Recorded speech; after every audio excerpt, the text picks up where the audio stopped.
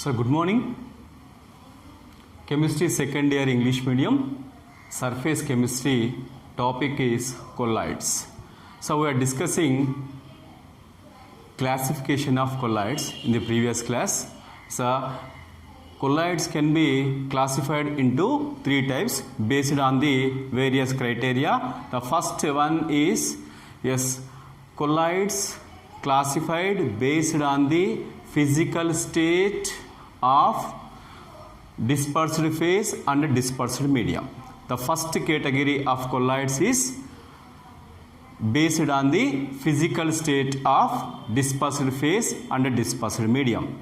The second classification is based on the interaction between dispersed phase and dispersed medium. Second classification. Third one is based on the type of particles of dispersed phase. The colloids can be classified into three categories based on various criteria. The first one is colloids can be classified based on the physical state of dispersed phase and dispersed medium.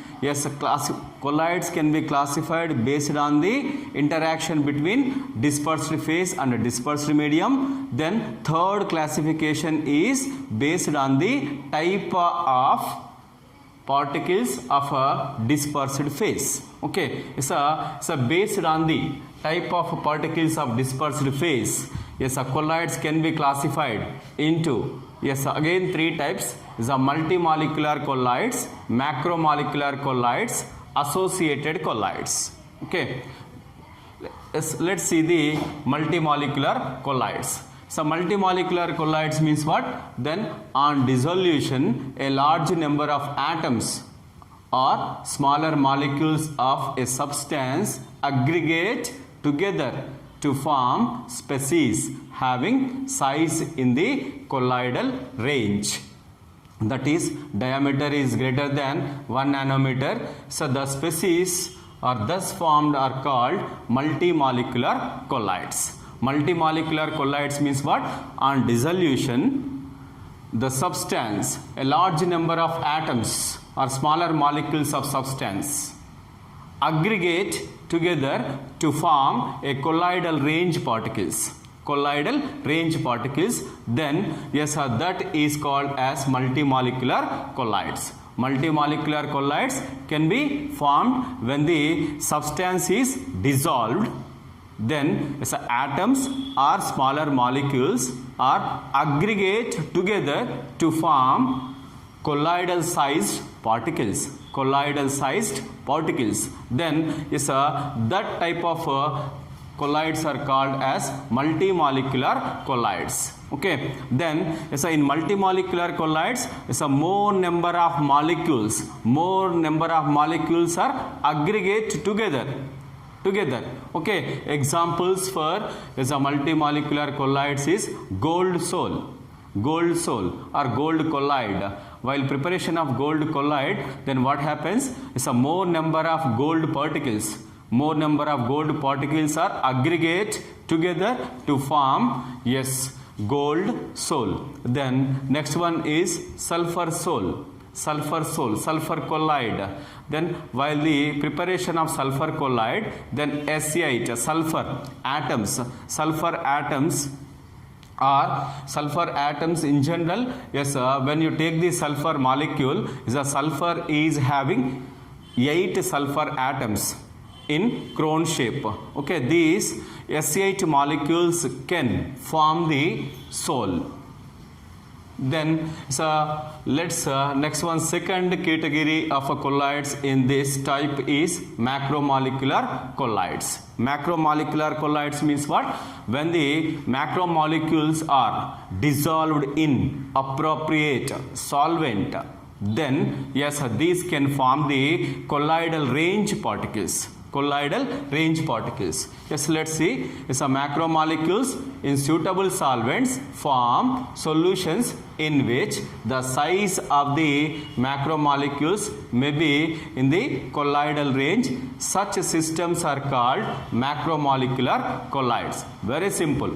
When macromolecules when macromolecules are dissolved in appropriate solvent, then what happens? They can form the colloidal solution. They can form the colloidal solutions. So those are called as macromolecular colloidal solutions. The best examples for macromolecular colloidal solutions is, in general, natural occurring macromolecules like starch, cellulose, proteins, then enzymes. When they are dissolved in appropriate solvent, they can form the colloidal solutions. So those can be treated as macromolecular colloidal solutions. Next one, another one is man-made macromolecules. Man-made macromolecules like artificial macromolecules, like here is a polythene, then next one is nylon, polystyrene, synthetic rubber. All these can form the macromolecular colloidal solutions, macromolecular colloids. Okay, so polythene, nylon, polystyrene, synthetic rubber, when they are dissolved in appropriate solvent, they can form the colloidal solutions. So this is the second one of type of particles of dispersed phase. Then third one is associated colloids. Associated colloids, yes, or miscellaneous.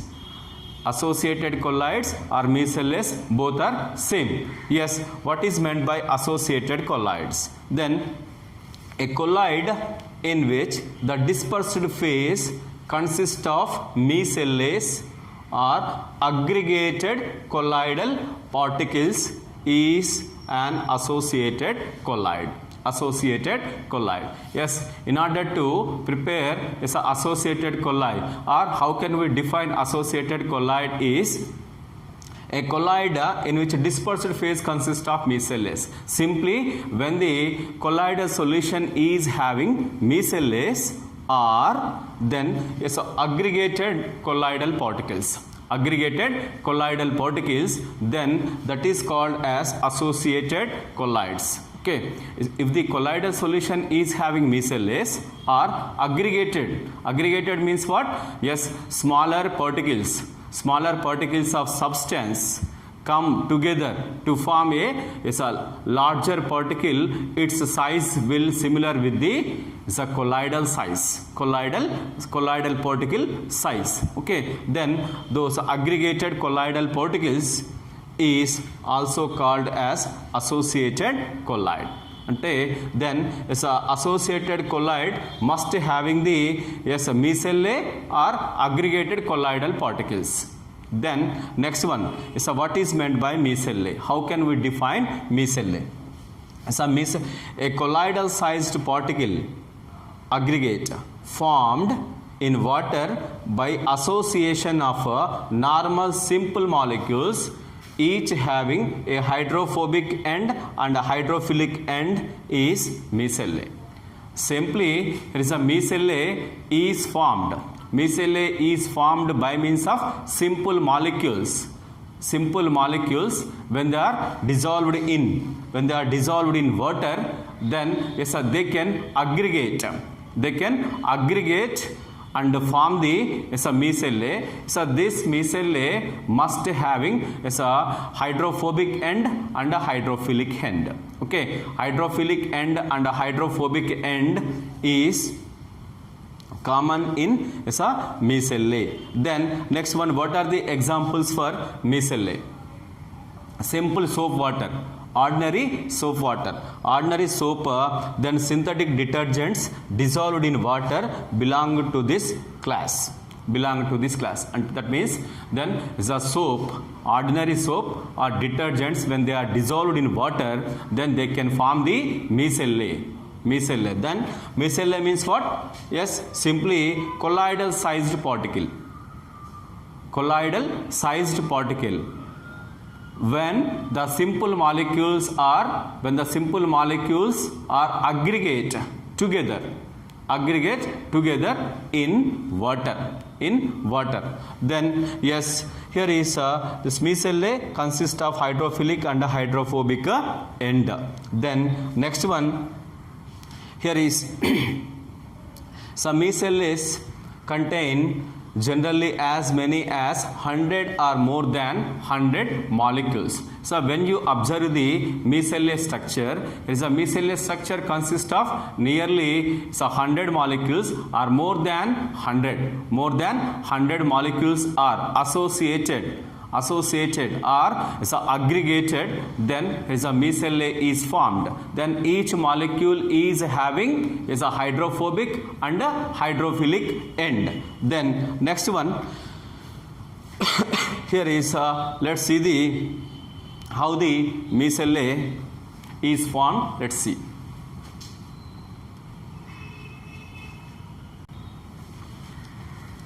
So the formation of micelles takes place only above a particular temperature called Kraft temperature Tk and above a particular concentration called critical micellar concentration.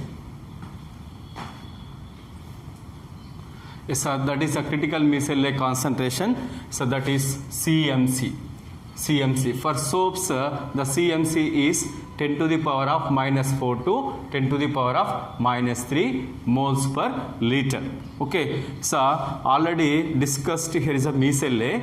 So how the micellar appeared is, then micellar is nothing but it is a colloidal sized particle by the aggregation of simple molecules in water. Yes, each is a colloidal sized particle is having two ends. One is hydrophobic end and another one is hydrophilic end. Then in order to form a micellar, that is a particular temperature above a particular temperature, that is called Kraft temperature.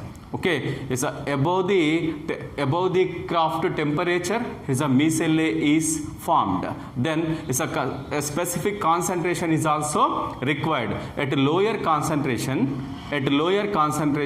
is a micellar loses its colloidal property and act as a strong electrolyte. But above a concentration, a particular concentration, that is called as a critical micellar concentration. Above CMC, then it looks like there is a colloidal particle. So that concentration is called as a critical micellar concentration. So for soaps, CMC, critical micellar concentration is 10 to the power of minus 4 to 10 to the power of minus 3. 10 to the power of minus 3. So below its concentration CMC, then it loses its colloidal property. It acts as a strong electrolyte. But this much of concentration must be required in order to form some micellar. Then next one is a mechanism of micellar formation. Yes, here is in general is a micellar formation simply by taking here is a soap solution. Soap solution is example for micellar. How the micellar formation mechanism? Let's see. The soap is sodium or potassium salt of higher fatty acid. Okay, higher fatty acid represented as R bond COO-Na. Then are sodium stearate. In general, soap is nothing but sodium or potassium salt. Sodium or potassium salt of higher fatty acid. The higher fatty acid is stearic acid. Okay, stearic acid. Sodium or potassium salt of stearate, that is called as soap. Then this general formula is represented as R bond COO minus Na plus. Then formula of sodium stearate is C17H35COO-Na. C17H35COO-Na. So this is called as soap formula. C17H35COO-Na is soap which forms is a micellar. Okay, which forms micellar. Then yes, stearate ion contains hydrophobic group. Then yes, that is next one alkyl group and hydrophilic group is carboxylate ion end. So due to this reason is a sodium stearate. Sodium stearate can form the micelle because of consisting of hydrophobic and hydrophilic ends. Sodium stearate can form micelle. Yes, which end is a hydrophobic end, which end is hydrophilic end is simply here is a alkyl chain. Alkyl chain in general act as hydrophobic end. Then next one is a carboxylate group. Carboxylate group act as hydrophilic end. So because of the presence of hydrophobic and hydrophilic ends in the is a sodium stearate, it can form the micelle.